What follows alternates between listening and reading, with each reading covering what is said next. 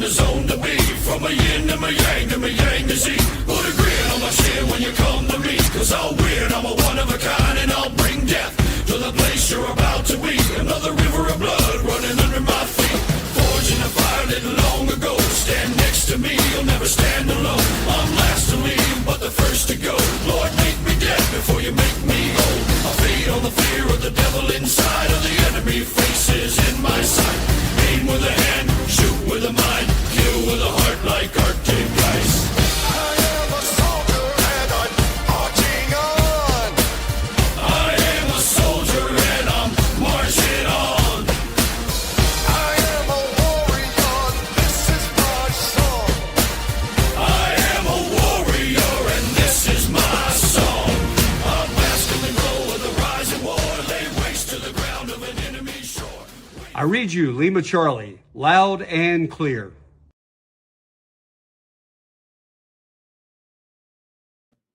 Welcome to Stu and the Nun presents Lima Charlie with special guest Dusty Jones. Welcome, Dusty. Glad to be here. So let's start with kind of just a real quick background, and then we'll start at the beginning. But just kind of a real quick introduction on who you are. So Dusty Jones, I joined the Army in 2003. At the time, they had the infamous 18 X-ray program. So very quickly was assigned to 7th Group and then spent the next decade bouncing out around all of the fun little hidey holes and hot spots, Latin America and the Middle East. Okay. Do you come from a military family? Yeah, I mean, there's military heritage. I think every generation, for as far back as we can track, somebody has served. Okay. So what made you decide to join the military, and what made you choose the Army? Well, we had that little thing called 9/11 and the Twin Towers falling, and I think that I could speak for myself, but I think it's echoed across the veteran community. It was kind of a call to arms, to get back at those that brought something to the homeland, and let's go root out the terror and evil. And that was kind of the romantic punchline of that time period in my life. Okay. What made you choose the Army and not say the Marine Corps or something else? Because nobody else had Green Berets. So you knew you wanted to be a Green Beret? I mean, that was, And I had talked about it since I was like 12. Because you might remember it, the Discovery Channel would do like those, there was the Navy SEAL. Hold on. They would do the in-depth with like the Navy SEALs and then the Army Rangers and then the Green Berets. And for whatever reason, at 12 years old, the Green Berets just always seemed cooler. So that was really spinning around in my mind at 12 years old. Okay, so where were you living at the time when you went to the Army? Well, I was living in Utah when the towers fell, and then tried to join up with a recruiter out of Utah, and that didn't go over so well. But I had an uncle in Alaska that had been a longtime recruiter, and so we figured that all the stories about my recruiter lied to me, that at least family wouldn't lie to me. So. So did he lie to you, or? No, he got me set up an 18 X-ray contract in October of 2003. I was off to Benning, and that whole program starts with like an infantryman. It's like an airborne infantryman contract. The difference is once you get through those gates, then they ship you off, and you become like permanent party to SWCC, the Special Warfare Training Group there at Fort Bragg, and that was home for the 2 years of that training pipeline. So you go to Benning Infantry, OSIT, and then off to airborne school. You never leave Benning, right? So Yep. You graduate airborne school, and then that's when they send you into the SWCC program. That's the way it worked. I mean, we're talking 2003, 2004. That's the way it worked then. I won't even begin to try and describe because it's gone through several different iterations. Right. But at the time, that's how it was working. Now, when you get that 18 X-ray, I mean, so normal infantry, if you would have just joined infantry, they're going to give you this, 11 kind of X, right? And then when you graduate, they're going to say whatever. When you go in with an 18X contract, you're just 11 Bravo, right? I mean, for at least in basic training, right?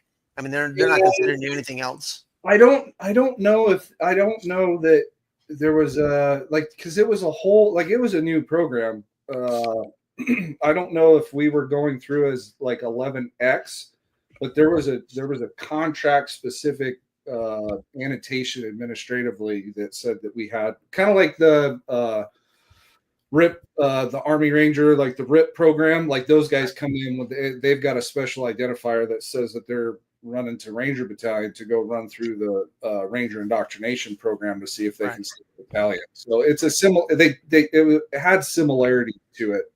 Right. So you get to brag.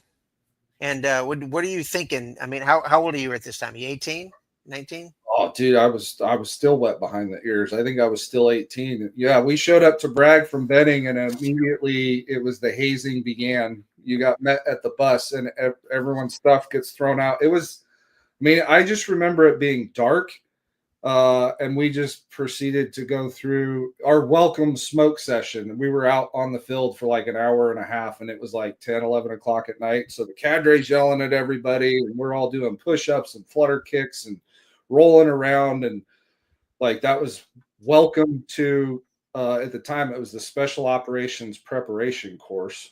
And so it was like, we weren't even good enough to be granted a selection seat. We had to get pre-selection before we could even go to selection.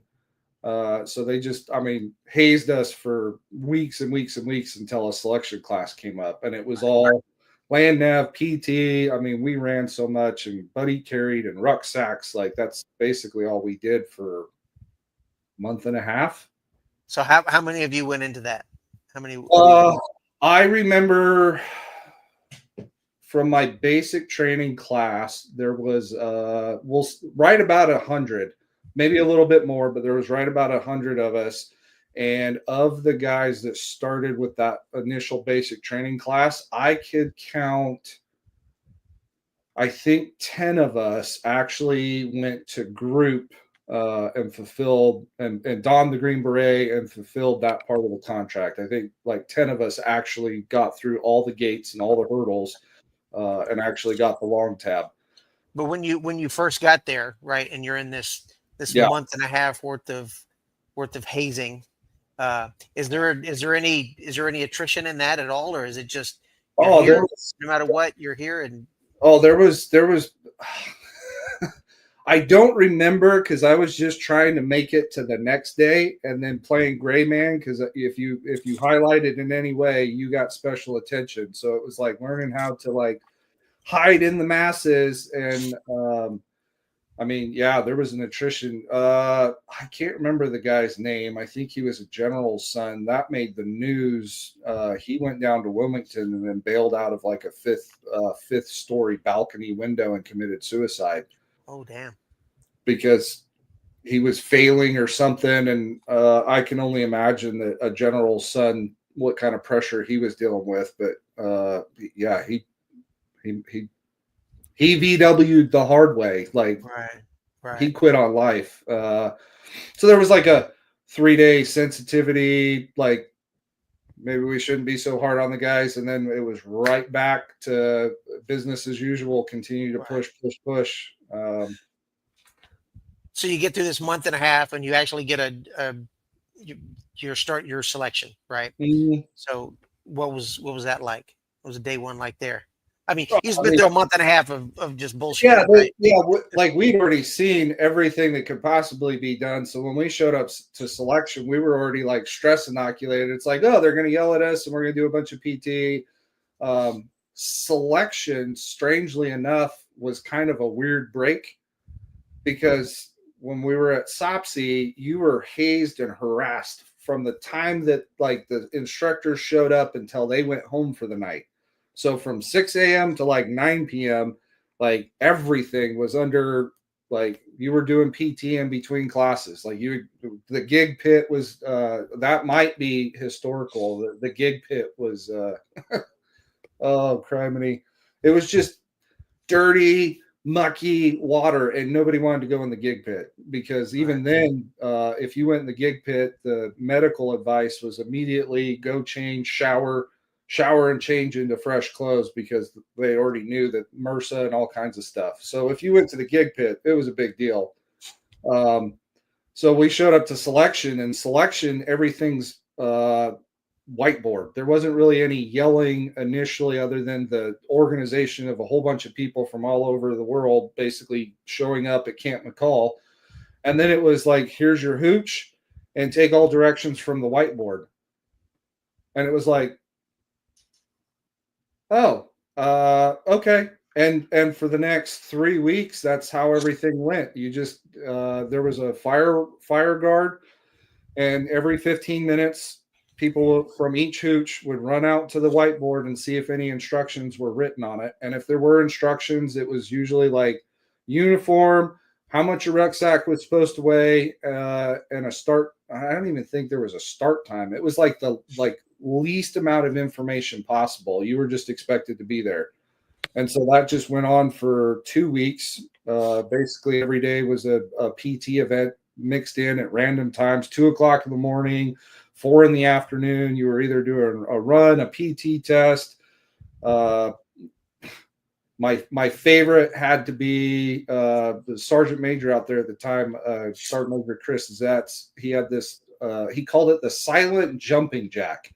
So there was no in cadence jumping jack. He would just state a number, and everyone was supposed to, 1, 2, 3, 1, but nobody got to talk. And he's like, look, here's the record, 3. And I don't think our class even got to 3 because everyone got out of time, right? So it was like in cadence exercise, and then it was just flapping arms, and nobody stopped at the right time. So it was like 2 was the record for our class. The 2 silent jumping jacks. So how many people did you lose in this first couple of weeks? I just remember at the time they had just put in, like, they were brand new hooches, and it started out, I think there was 4 or 5 of them, and they were all full. Like every bunk was full, and then you would just you would go to an event and come back, and there wouldn't be a guy in his bunk. Like his gear was gone. And so about the time that it got to be half full, we all slid down another hooch, and then those were full. And then as time went on, it was just like randomly roster numbers were no longer present. And then the formation just kept shrinking. Okay. Yeah. At what point do you get your specialty? You were what, 18 Echo? Yeah, I was an 18 Echo. That was a year later. Okay. Yeah, that was a year later before we even started the MOS phase. Okay. So before even of that, you're narrowing down the class. How did the rest of it go? Well, I mean, at the time, so the 18 X-rays were double hazed, right? So SOPSI, it was basically pre-selection before you went to selection. Then when we passed selection, we still were not dubbed soldier per SWCC. So then we came back, and then they did a pre-SUT prior to us going back to Camp McCall to do the small unit tactics phase. So we would do a pre-SUT, and then when there was a slot, then you would go to SUT, and then if you passed SUT, then you got put into different barracks, and now you were part of a formal pipeline of U.S. John F. Kennedy Special Warfare Center and School. Okay. And then it was kind of gentlemen's. You had like a morning formation for accountability, and then you were to show up to your, it was the big SWCC Aaron Bank academic hall. I think that got named either soon after I got to group, or it was in the formation, but it's right there on Smoke Bomb Hill, right across. There used to be a little shopette there on the corner. Oh, right? yeah. Yeah. I was up on that hill long before you got there in the 327 Signal Battalion Airborne. Yep. So right by that shopette. Yeah, I think PSYOP was it fourth PSYOP was like across the street up on the corner, and that was about the time that they were just starting. Was that the All American Highway or something? They were just starting to put in all the guard gates there. Yeah. But yeah. Anyways, so MOS phase, run through that. At the time, I was like the second or third class that they cut the 18 Echo. They stopped teaching us Morse code. So then we went to a condensed MOS phase. You pass that, right? Another gate, you pass that one. And at this time, most of what was going to get weeded out was weeded out. We lost a couple guys in MOS phase because of something administrative. Deweys were always the big one, or test standard, like they fell below the minimum test standard, or basically just had I can't do this, or baby mama drama type stuff. But like the attrition rate had kind of slowed down at that point. So how long is that? How long is the Echo class? I want to say off the top of my head that it was 90 days.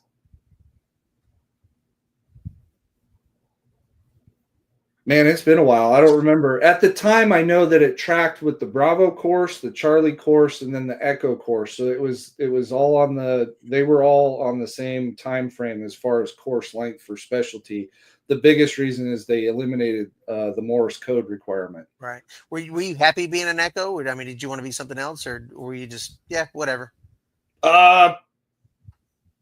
I think you filled out like an order of merit thing, and I don't remember Echo being my first choice. What was your first choice? I think I said I wanted to be a Bravo, a Delta, an Echo, and then a Charlie. And I don't know what it was about Charlie that I didn't want to be a Charlie, but I was more apt to want to be a Delta. And then after I got done and watched what those guys went through, I was like, I'm good being an Echo. What Bravo is what?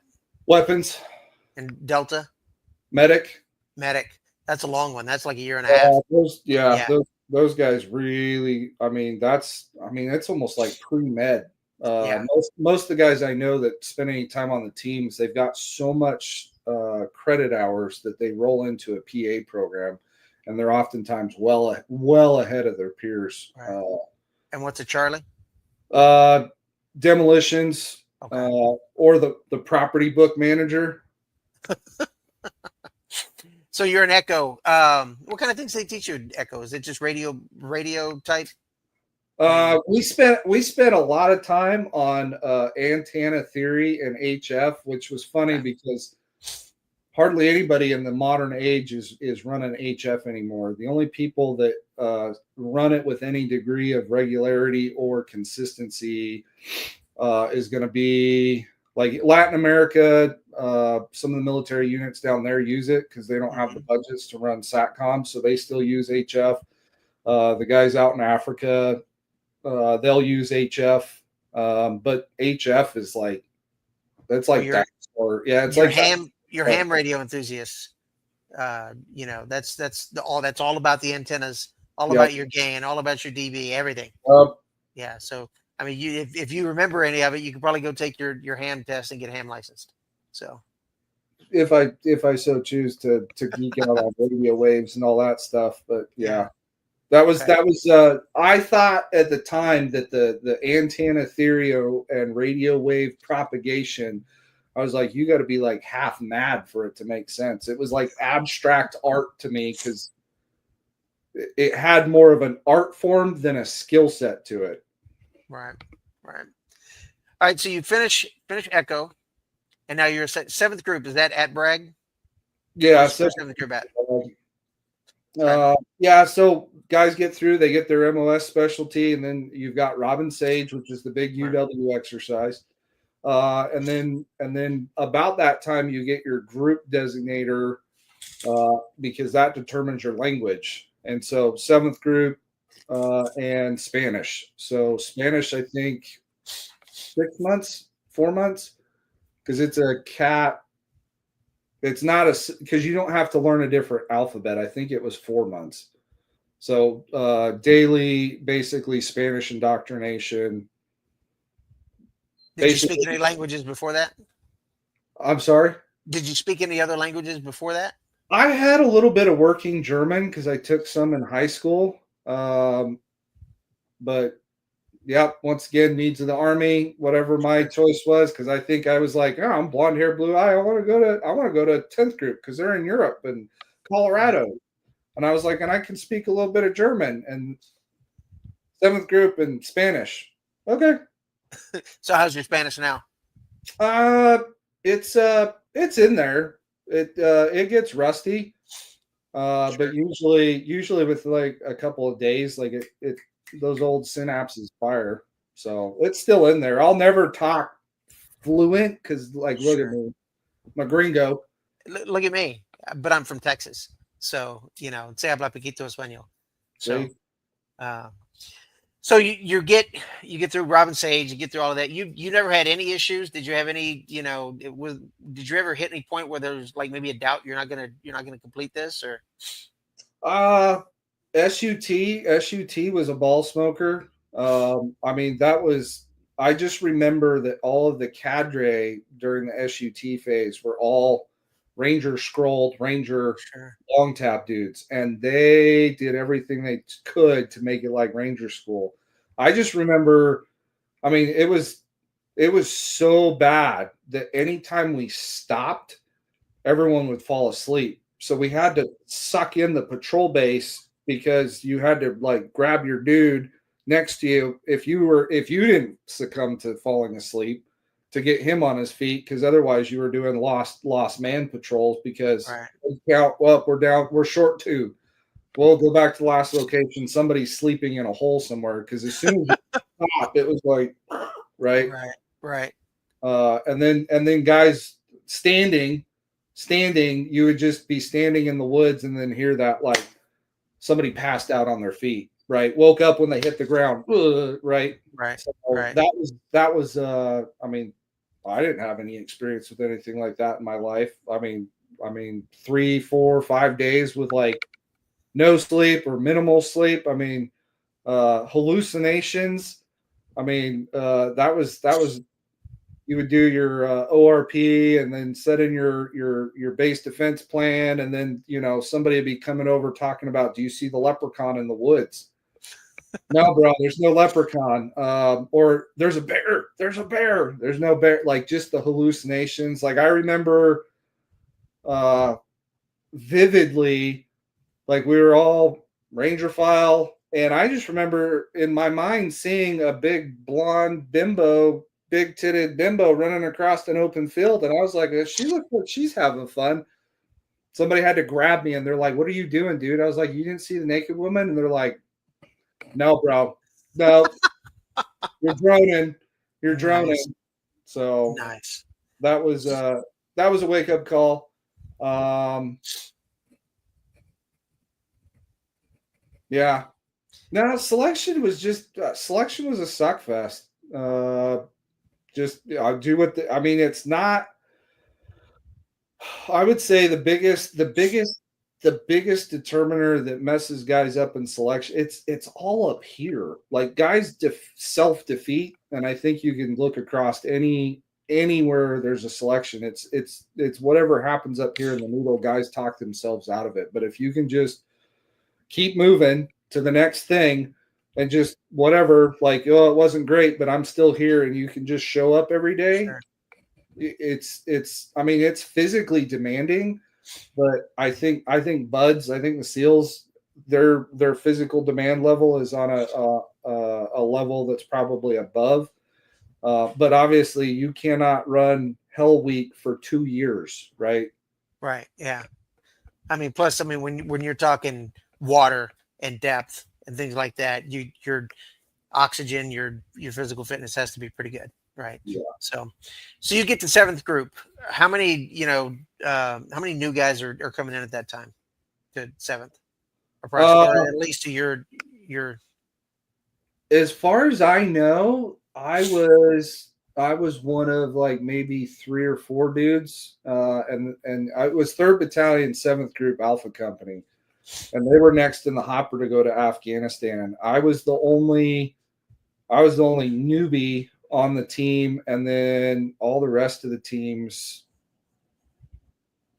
Yeah, I was definitely wet. Like I was the last one to show up to Alpha Company, if I recall correctly. There was a couple guys that were X-rays that had showed up with like a year prior, but I was like wet, green behind the ears. Like I showed up and was like, Sergeant this and Sergeant, and they're like, shut up, dude. Shut up, new guy. Sit in the corner and color was basically my instructions, and do whatever anyone else in the team room asks you to do. That was kind of the introduction. Parade rest, and they're like, stop. So how long were you there before you went to your first deployment? Oh man, I think I showed up to A37 October, and I think January was either December or January. I was in Afghanistan. It wasn't long. Like I missed their PMT. I missed all the pre-deployment training. Like, and they were like, "Oh, great, fucking new guy." So they real quick like boned me up on some stuff, and I think at the time the warrant, we went and signed out a Humvee out of the motor pool, and we went out to like Area J kind of deal, and he's like, "All right, we're gonna teach you how to drive a Humvee." Okay, like it's not that hard to drive. It's pretty yeah, easy. yeah, and they don't go fast enough to really do any real damage. No. So what was the tempo like on this first deployment? What was what year is this? This would have been, I think this was late 05, early 06. Okay.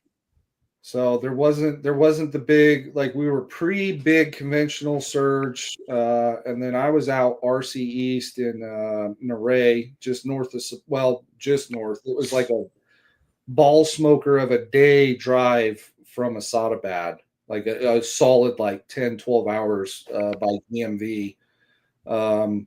I believe that at the time we were the furthest north and east fire base in all of Afghanistan, and we were nestled, like we looked across the river and that was Pakistan. There was a ridge line that separated us from Pakistan. Yeah, op temp. I mean, it was the Wild West, man. We basically it was ASF, the mercenary force before they formalized. It was like we had 250 mercenaries, and there were like 12 or 13 Americans. Well, what were your ROE at the time? Was it pretty stringent or non-existent? Well, nobody was out there to check on us, so we might have done a couple return to sender on like 107s that got recovered from caches. But like when we rolled in, we basically had a sit down, a KLE, because that's the fancy term. We had to sit down with all the village elders, and we were like, "Here's the deal: if we see lights on the hillside at night, we're firing it." Because the previous team had reported that they would go in and set up timed rockets and timed mortars at night. So we were just like, if you're on the hillside at night with lights, we're shooting you. And that worked. That worked for most of our deployment. I think the only time that we took anything remotely close to effective was 4th of July. And that's because there was a countrywide stand down on no celebratory fires. And then it's like every fire base across RC East all got hit on the 4th of July because they knew, the Americans aren't shooting anything today. But, so were you replacing another 7th group? No. So at the time, because I think 5th group had their hands tied with Iraq, and I think 5th group and 10th group were doing rotations in and out of Iraq, and 3rd group and 7th group were doing flip-flopping. So we relieved a 3rd group team and then handed over to a 3rd group team. Why and how, I don't know, but that's the powers that be decided that we were going to do. And how long was this deployment? I want to say that was 8 or 9 months. Oh wow, it's pretty good. Yeah, it was a good clip. Yeah. So you get there, you have a conversation with the elders. Yeah. You took out a couple of lights, couple of Yeah. sparkling lights at night. What else? Anything else I mean, stand out during that? it was pretty low key. Like that first deployment, we ran a lot of patrols. We were very active. We ran the mountains, but that part of Afghanistan, Operation Red Wings was still classified at the time. I remember reading the after action, and it was still a classified document at the time. So that was still fresh. But that area, because of the passes into Pakistan, it wasn't, there weren't fighters. They weren't trying to fight because that's how they were getting their resupply. So Okay. it was a lot of intelligence gathering. It was a lot of network setup.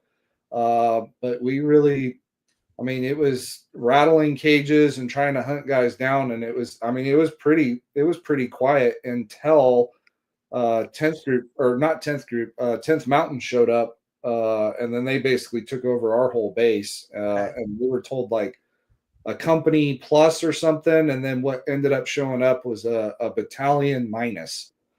So, well, welcome, boys. And that was interesting. Then, of course, politics and conventional and soft. We had all kinds of headaches with that. But what was really telling was the bearded ones, right? There had been enough time of soft in and out of Afghanistan that anybody who knew anybody that was a terrorist knew you did not shoot at the bearded ones, because you would unleash holy hell. And Right. what you can't see is the AC-130 that'll rain damnation from above, and the jets would show up out of nowhere. So don't shoot at the bearded ones. It was interesting. The 10th Mountain guys were getting in the skirmishes constantly. I don't know if that was just because they were easier pickings or conventional leadership. Were they doing anything different on their patrols, or were they mounted? Were they? I mean, they were running mounted patrols. They were doing dismounted patrols, and they would get into light contact periodically. Nothing that I would say would classify as like a hardened force until Operation Mountain Lion, the infamous Operation Mountain Lion that almost like on calendar every year gets planned in Afghanistan.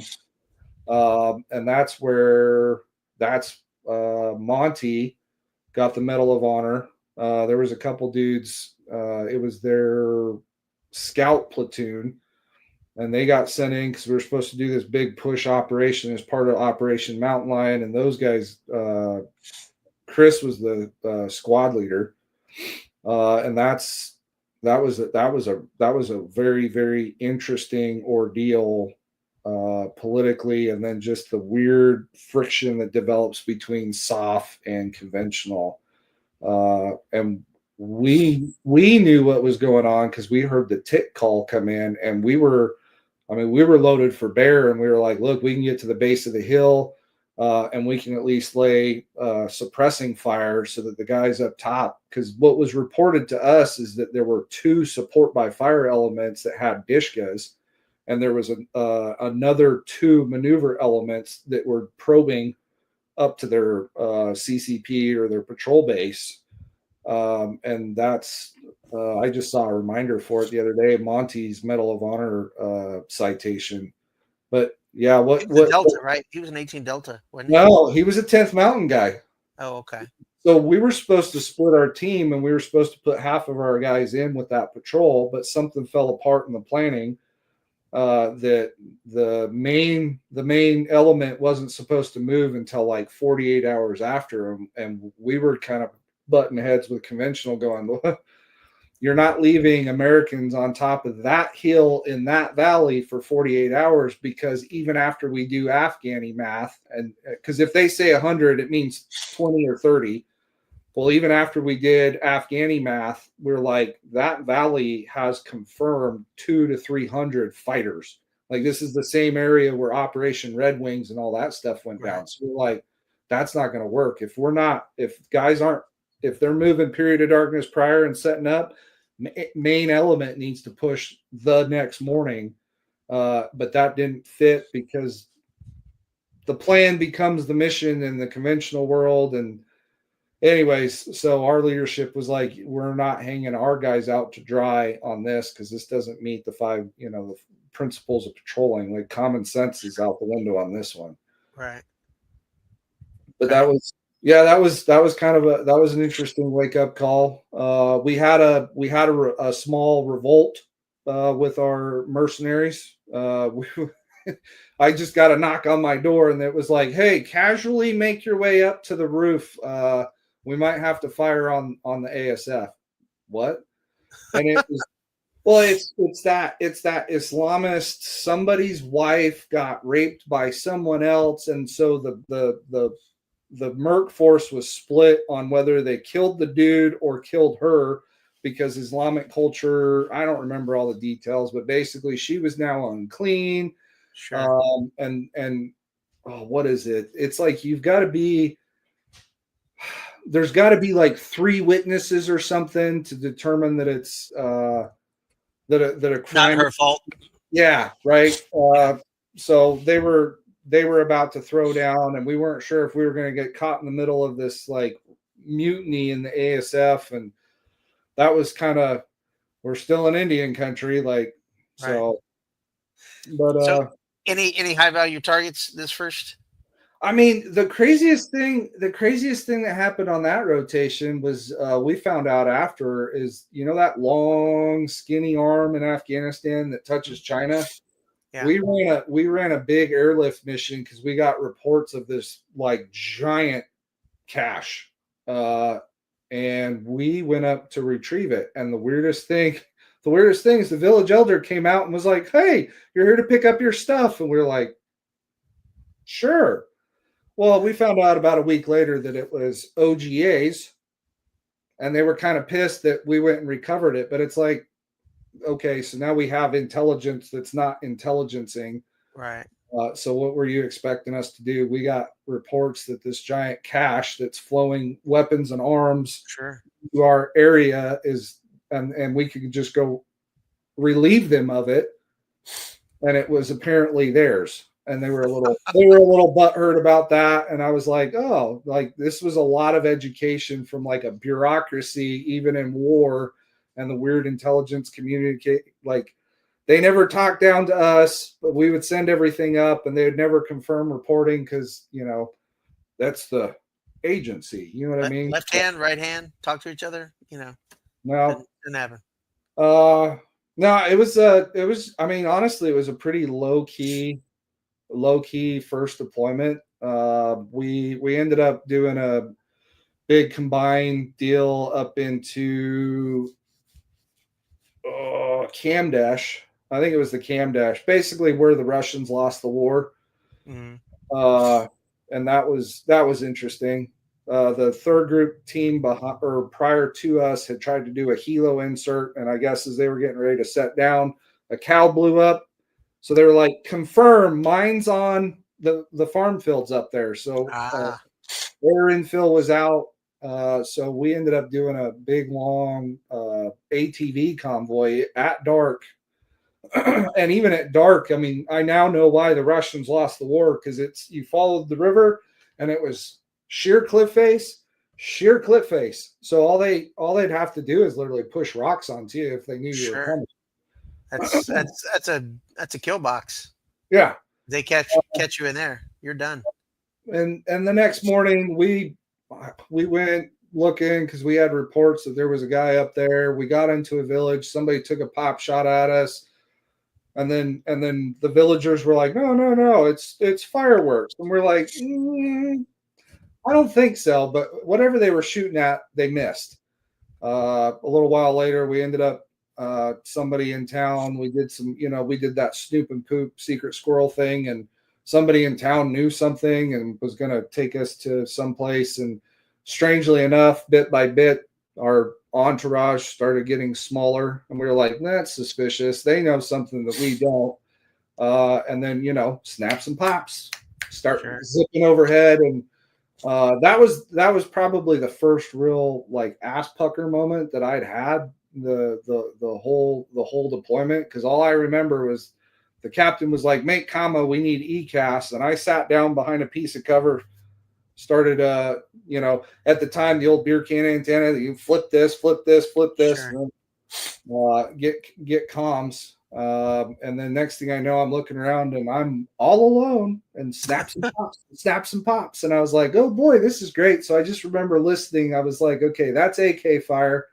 Okay, that's M4. So I need to move cautiously towards the M4 fire. And bound, peek my head up, trying to find my guys. And yeah, that was an interesting one. By the time I showed up, apparently everybody that needed killing was dead, and it was time to leave the mountain. And then 10th Mountain basically got RPG'd and machine gun fired the whole way back. Interesting, but So how was your with antennas in the mountains? I mean, they don't normally play very well together. How was your comms? That's when the insanity of the comma world set in, because that's the only you could stand in one spot and you couldn't talk you couldn't talk 10 feet away from you. But if you took 2 side steps, then everyone could hear you, to include up on top of the ridgeline. And it was like, I give up. I have no idea how it works. It just likes to work occasionally. Like, Sure. SATCOM, because of the angles and the valleys, like a lot of times you weren't really getting an angle to the bird. And so it was kind of like, in the blind, hope somebody hears me. But, Nice. So you finished this deployment, back to Bragg, right? yep. How long were you back at Bragg before your next deployment? Oh, criminy. If we weren't in Afghanistan at the time, then we were bouncing down to Latin America. So we weren't back very long before we were in Peru. And that was mostly just training mission stuff. JSETs, we got back from that. And then it was another Afghanistan rotation, went back second time. And then we were out at Asadabad. And that was a weird time. I think at that point I think that was the first administration of the Obama administration, and there was a lot of hand tying. And then because the ASF that were SF trained had been disbanded, and we were doing this nation building thing, we were supposed to use ANA. And the restrictions was you weren't allowed to do operations unless you had a partner force. And at the time, that team didn't have a partner force because we were right next door to an OGA base, and they had a big partner force and they weren't sharing. So we were like stuck on our hands for most of that deployment. There's a couple of guys that was it Cop Keating and 173rd got into that big firefight that was up the valley. That stirred everyone's everyone got all anxious about that one. I mean, Was this another 8 or 9 months, or how long was this? Yeah, this was another 8 or 9 month deal. What was I don't know, probably the craziest one that happened is that we ended up doing, because we were trying to figure out how to work around this guard force. If you didn't have ANA attached, you weren't supposed to be able to do things. And we quickly found out that most of the ANA and even the commandos were worthless because they were coming from a different region. We spent like 2 days on a flat range and couldn't get anybody zeroed. And then we realized that they were treating them like AKs. So they were stripping the gas rings out because you could sell it because they were made out of tin. So their guns wouldn't work. And then we had the medic go through and do an eye test. Half of them were legally blind.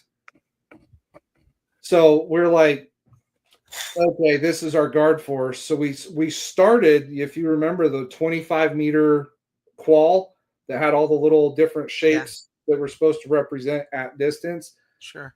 That was too much for these guys. So we literally were putting out the full-size E-type At 25 meters. And if they could get if they could get 3 on that, they were zeroed. But they would go to lunch and pray and come back, and who you thought you had zeroed was no longer zeroed. And then we found out that they would just stack all of their guns in a corner and grab a rifle when they came back. And we're like, okay, right, working. That's not how this works. Yeah, working with those guys. I still we tried to do a night vehicle patrol, and we weren't out of the gate but 10-15 minutes, and what's coming across the comms is that there's been a wreck, and one of our assigned force has part of the wreck. And we're like, what? So whole convoy turns around, and somehow, and I still don't understand physics how they managed to do it, but like the parapets on the top of like a castle where it's got the like square cutouts, well, the side of the road, they had built that. Somehow the ANA driver had perched, like he had driven up, and the Humvee was like teetering on that like parapet wall. And we're like, how do you do that? So after action, well, he was high. Oh, great. Well, you let him drive? Well, we were all high too, because they would all smoke hashish before going on mission. So like, okay, now we got to run through and like white light everybody's eyes to see who's right. Was there no option to give them AKs? We fought. What we were told is this standardization thing that getting AKs was it was an optics thing, and then the other one was trying to get 7.62 by 39 ammo through American channels to. And I guess the decisions higher than me decided that was not a good idea. So they all got M4s because then they could just fall in on American supply lines and parts. But I don't know, more decisions that I don't understand. But that trip was multi ODA, big objectives. We tried to hit a training compound. We got shot at a little bit, but we got snowed in. That was weird. We ended up setting a couple buildings on fire because we went from early spring to rain, sleet, snow. So it turned into a blizzard. And none of us, of course, because it was supposed to be a terrorist training compound, none of us were packing, snivel. So we're Right. huddling around fires, and somehow they managed to. This is the greatest act of trust I've ever seen out of a pilot, because you heard the bird and it was just this big shadow up through the clouds and the mist, and the CCT was literally just sitting on the ground going, roll left, stop, roll rearward, stop. And that pilot just over the course of like 10 minutes just finally sat down and got us all loaded up, and like we're frozen, we're soaked head to toe, and it's we've got snow coming down. So we got off of that one. A couple weeks later, we went and did another big mass clearing operation. That was strangely relatively uneventful until the birds landed. And I remember we're all running to the birds, and if you've ever seen like a dry farm field after they've harvested, and it starts to rain, and it like poofs until the rain. Well, it wasn't rain because there wasn't a cloud in the sky, and it was like, they were all on the ridgeline and just hoping to, catch a bird, put a bird down, because like it looked like it was raining. Right. They were just launching, volleys, hoping to hit somebody or something. They got lucky. One of the guys that was getting picked up on one of the SO positions, he got in the bird and turned just as like a random lucky round caught him just above the side plate. So next thing, we're flying back because we crammed into one bird. The Blackhawks, they take off, and then it comes through comms that one of the guys got shot. So we all divert to, I don't even remember what the base was, but then they get him into the FST so we can cross load the bird. Like we didn't even know everything that was going on and what had happened until we sat down and redid the bump plan. But yeah, I mean that was that one. How many deployments did you do in total? Do you think? I did 2 to Afghanistan and 1 to Iraq, and that was while I was a green suiter. And then I did the contract thing for a while and bounced back to Afghanistan like 6 or 7 more times. But Okay. I went and did that. I went and did that fun little C37 thing, and we did the CQB stuff. And then we did one trip, or I was a part of one trip. They did several, but I was a part of one, and it was right on the end of OIF and Operation New Dawn. We made the BBC. We made the BBC because apparently we tracked squirters off of one target, and the ISR platform couldn't identify who was who, so we just rolled into the town and started plucking dudes off the street at 4 a.m. because it's 4 a.m. What are you doing? Sure. Yeah. Guilty, like, hey, we know bad guys showed up, and you look guilty because you're on the street at 4 a.m. So we'll let the interrogators figure out who's who. Right. So what had come across the BBC like a day later as a rogue military element was capturing military-age males off the road in this little village, and we're like, wasn't us. Wasn't us. But so having joined when you did, and kind of, I don't want to put words in your mouth, but kind of why you did, right? And post 9/11. 2 decades later, you're out, you've moved on from the military. How do you view our engagement in all of that in the Middle East now? Kind of with that hindsight view. Yeah, well, I mean, and that's the tricky thing, right? Is hindsight's always 2020. And I don't know, like, I mean, there's so many conspiracy theories and rabbit holes that I don't have time to like dive down. Could it be argued that we didn't have good justification to be in Afghanistan and Iraq? I would say yes. Knowing what I know now and with what's come to air, yeah, I think the justification's a little thin. But I wasn't the dude making the call on those decisions. And I have to assume at the time that those decisions were based on solid intelligence. You and I both know that combat and war is not, you don't have all of the facts. Oftentimes you are making decisions based off of minimal information that has great impact. And Right. Once that rounds out of the tube, you can't recall it. It's rounds out of the tube, fire a better round next time. Sure. So yeah, I don't know. I mean, we can't take it back. Right.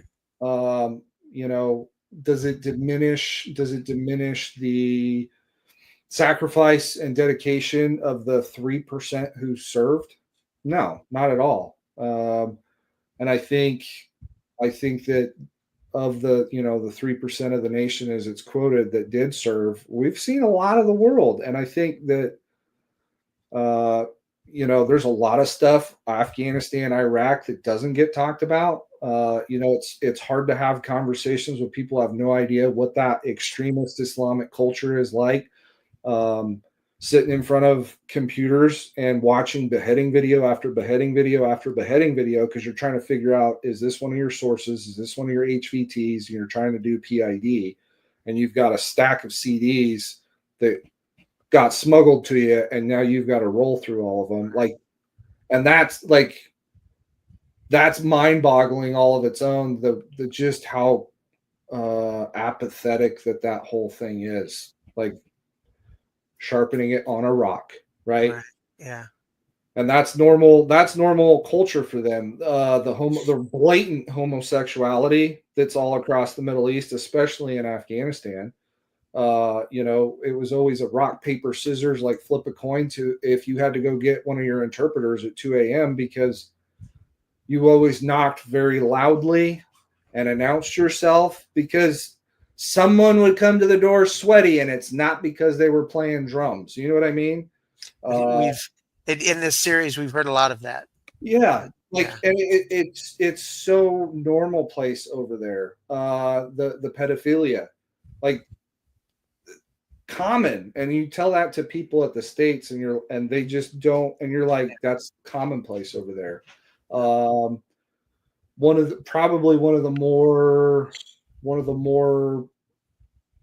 stuck with me was there was a little girl that got brought in, and she was scalded right up to her like armpits, and it was something I don't remember the story, but we had an FST at the time because of 10th Mountain had shown up, and so we sent the little girl with FST and the interpreter, because they were another point of collection for intelligence, because med caps, you start getting history, where you've been, how'd you get sick, so you get intelligence out of that. Well, out of that conversation, she was pushed into a boiling pot of water, and she went to catch herself like you do when you fall, and it, like, second, third degree burn all the way up both arms, like, and nobody of the Afghanis had issue with that. We had Was she by chance pushed because someone was getting ready to kick in the door? Oh, was she pushed into? No, that Okay. was just callous behavior because of how Okay. they treat women and children over there. Because Like, we had another guy on this series who told a story of a very similar situation where the girl, because they were getting ready to kick in the door, oh yeah, and in order to detract, right? So, oh my God, my daughter's hurt, right? So now your focus is moved away from what you were getting ready to kick in the door they, for to they her. know that Americans are squeamish about violence to children and women, Yeah, and so yeah. commonplace to hide weapons and arms with women. Uh, at one point, it was the cell phone stuff. Um, they would hide it on their kids. They would hide it on their wives. Like, they're just very callous at human life. Like, I think, and I don't think I'd be off on a limb, is that like livestock has a higher value to them than human lives do. Right. So there's just it's a mindset that I don't understand with. It doesn't jive with how I was brought up and kind of Western Christian culture. I think we have a different value of life than what they do. Um, I mean, here's one of those like haha, but like haha kinda, is we had one of the local elders. He's on wife number 12 or whatever, right? And none of them have gotten pregnant. So we kind of need the dude's influence. We're like, hey, you know what? We'll have her checked out and make sure she's a good bride. Young, of course. He's like ancient, and we've already discussed the pedophilia thing. But anyways, hymen's intact. Come to find out, he's been screwing all of his wives in the ass because that's so ingrained because of the homosexuality. We heard that same story on another episode. So I'm wondering, and I think the other guy was from 10th Mountain. So I'm wondering if I think he was. I'm wondering if you guys crossed paths. It's possible. It's Yeah, possible. yeah, But yeah, I mean, there these stories come up all the time. yeah. We had one of those. What is it? It's the Antolian Shepherd Kangles or whatever. One of them we had nicknamed, or the team prior had nicknamed Poppy, or Poppy and Bernie. Well, Bernie got Bernie's nickname because they were basically trying to roast the dog over a fire. So Bernie, the name stuck, and they can't stand dogs, which is why most of the fire bases over there we always had dogs. I mean, it was not uncommon for one of the Kangles to come back and they're dragging like the guard forces dinner, which was half a goat, and then 10 minutes later you get the knock knock, Mista, like, you owe us money for a goat, and we're like, what goat? Dogs. He's having a heyday because he's like, I just got free dinner. Right. But yeah, I mean, just it's not a culture that, with what I've seen, that I hate that we lost so many American lives. Trying to now hindsight, kind of trying to force democracy on. But I don't. I don't have a lot of respect for a lot of the culture. Are there some good ones over there? Yeah. Yeah. And I think a lot of organizations have tried to pull some of those guys back. But by and large, it's not a culture that we have a lot of similarity with. And it's kind of the question comes up, why were we there? Sure. But it doesn't diminish the sacrifice or the bonding or that world experience. That's a very interesting and historical part of the world. So, Right. but we're never going to be done over there because of the mindset. Sure. Lawrence of Arabia is an excellent movie, right? That whole campaign, and then they finally win the campaign and they revert right back to tribalism and who's getting control of this and who's getting control of that. And could it be argued that our presence in Afghanistan unified some of these organizations? Yeah, because it becomes enemy of my enemy is my friend. Yeah. Al Qaeda, Taliban, the HIG doesn't really get talked about, but in the early days of Afghanistan, the HIG was a separate. But when we showed up, they all banded together to fight the jihad against the Westernization. So. Right. Well, when you continue generation after generation of a almost an entire society that can't read or write, right? So they're the only thing that they know is what they've been taught. Yep. What's been shoved down their throats. They have no ability to go out and discover things for themselves and be able to determine is what they're being taught true or are they being fed lies, right? And when that continues generation after generation, you're never going to get any change. Well, and look, I think there's enough powers that be that would like to see certain regions continue to be destabilized because, like, Afghanistan's a giant lithium reserve. There's a lot of precious metals and rubies, sapphires, emeralds. Like they've got that area of Afghanistan and Pakistan apparently produces counterfeits of such high quality that it takes a really keen eye to spot the difference. Oh, wow. So, I mean, there's that. There's a lot of like the timber smugglers were our favorite sources. Timber smuggling.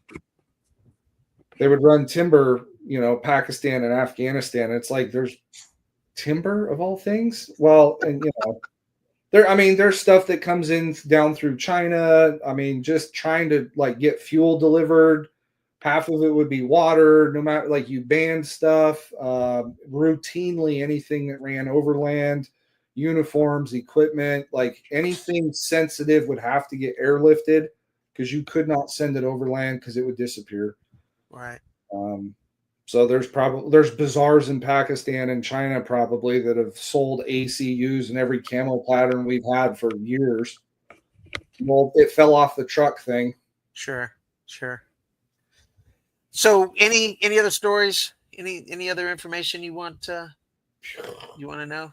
I mean, this is one of those things we could probably continue to scratch at it and pull more and more and more, but where I'm sitting, I got about 20 years of experience in and around that area, and right. We would just be scratching the surface. Okay. All right. Well, I appreciate you coming on. Well, let me get to this last point. What made you finally decide to hang it up and say I'm done? I think I was soul tired. Yeah. I just the special operations world is hard because of the op tempo.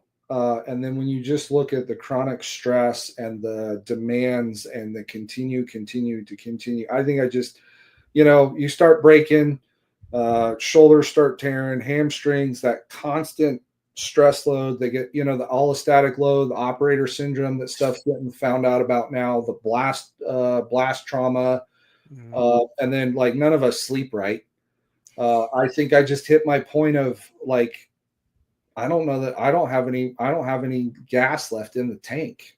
Right. And that was a couple year, very cerebral conversation because I loved being a Green Beret, but the thing I loved was probably killing me inside because you know, because I just look back and it's taken me the better part of 10 years to redevelop my own personal identity outside of the uniform. Sure. I mean, that was a big part. 18 to just over 30, I was a Green Beret. And then, Well, and I had this conversation with my wife and a lot of people. I mean, 18 is such an impressionable age, right? So anything that happens in that 18 to 21, almost 18 to 25 of your life is with you for the rest of your life. So, I mean, because your brain is still developing, especially as men, you know, because we develop a little bit slower than women. We're so impressionable at that age that anything you're taught then is going to be with you the rest of your life. yep. So. Yep. Yeah, it was just time. It was time to hang it up, man. It was time to hang it up. So, all righty, sir. Well, I thank you for coming on. Yeah, That's good. That's good stuff. So I appreciate it. Hang on, and we'll talk on the other side. all right. Thanks, Rob.